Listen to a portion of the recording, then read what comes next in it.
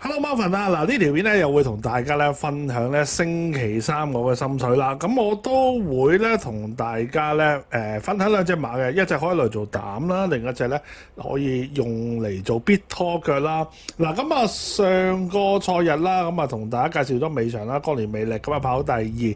另外一隻啦，美麗邂逅就跑第四啦嚇，爭少少啊可以咧，就係收翻嚟位置 Q。不過咧，如果你話用嚟做四連環啦，或者四重彩咧，咁啊都可以咧嚇，即係有機會中啦嚇。咁啊跑馬就係咁樣噶啦。我亦都有啲朋友咧就問我，喂Marvin其實咧，好似光年美力咁樣啦，哇最後落到點幾倍真係好唔抵買。冇錯，你問我都覺得真係唔抵買嘅，係嘛？即係你話。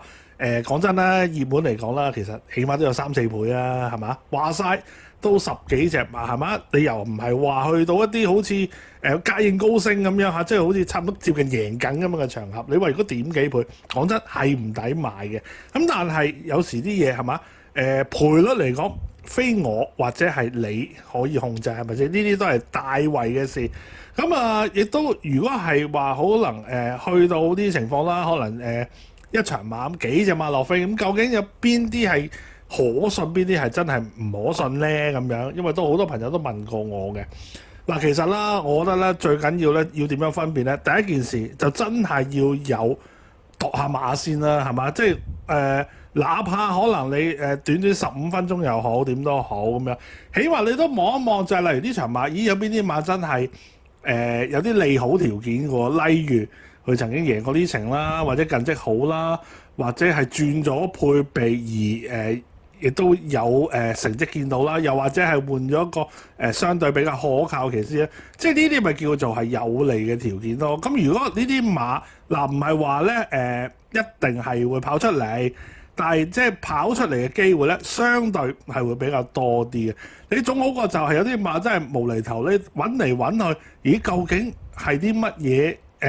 利好令到佢會有人睇中佢咧嚇，咁即係可能講真一句，亦都真係會有一啲係大眾係唔會知嘅，呢個係真係一定係會出現嘅。咁但係呢啲你撇除佢啦，你不能下下都咁陰謀論噶嘛，係咪先？咁所以咧，如果你話即係作為普羅馬迷嘅，如果你話真係睇下邊隻係話落飛係信得過嘅咩？你至少起碼都要望一望，真係分辨到邊隻係話，呢隻真係有啲利好條件，佢落飛係有因由嘅喎，係嘛？即係你用呢一個尺度去揀咯，我覺得咁樣咧係會比較好啲嚇。雖則唔係話次次中係嘛，因為呢啲嘢唔會寫包單㗎嘛。咁但係相對嚟講咧，機會一定會多啲嘅。咁啊希望啦嚇，咁啊即係大家如果面對呢啲情況嘅話，試下用呢啲咁嘅方法啦，起碼咧即係用一個最比較簡單啦，或者係容易方法啦去分辨到先啦，係咪？因為普羅馬迷冇可能話隻馬就算俾你有咁嘅本啊，嚟咁樣都飯本啦，係咪先？好啦，咁啊〜亦都咧廢話唔同大家講咁多啦，咁啊介紹埋咧禮拜三嘅賽事先啦嚇，咁啊記住啦，咁啊我而家咧就喺呢個頻道啦，Marvin大戶專線咧，咁啊同大家咧就即係見面嘅，咁啊新片都喺呢度出噶啦，咁啊記住咧訂閱個頻道，撳埋個鐘仔啦，咁啊唔會話miss 咗我嘅新片啦。咁啊睇咗片嘅朋友記住啦，俾個 like 啊留言或者咧係分享埋俾你嘅朋友，咁對於我嚟講咧就係最大嘅支持啦。好啦，咁啊同大家講啦，星期三嘅尾場啦，第9場3班1650米，咁啊呢場馬咧暫時就12隻啦嚇，咁啊都分開咗好似幾批馬咁樣嘅，咁啊有一批咧就係喺之前嘅4班啦都有好表現，今次係升上嚟跑嘅。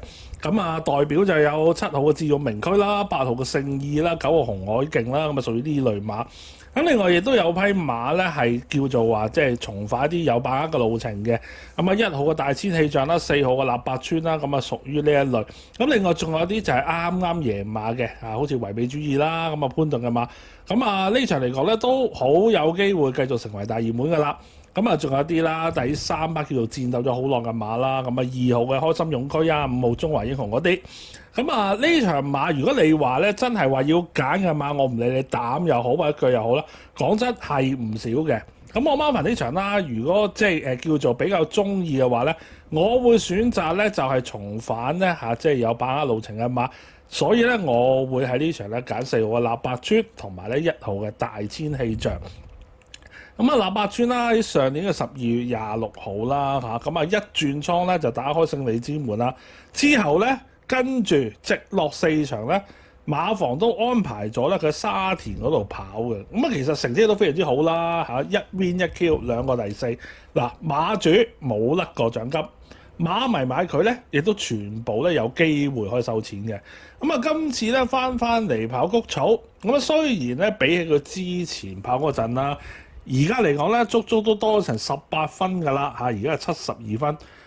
亦都唔可以話再同之前咁直接比較啦。不過咧，以呢匹馬谷草性能同埋近況嚟睇咧，翻嚟谷草咧比較熟悉嘅場地，同埋對手咧叫做稍為弱少少嘅情況下咧，又拍翻最佳拍檔周俊樂咧，我覺得佢呢場嚟講咧有權係真勝分子嚟嘅。同埋咧呢匹馬嘅幕後啦，其實都相當進取下。跑翻曾經贏過馬嘅1650啦。我估計呢匹臘八村咧呢一場咧星期3嚟講都會搏命嘅。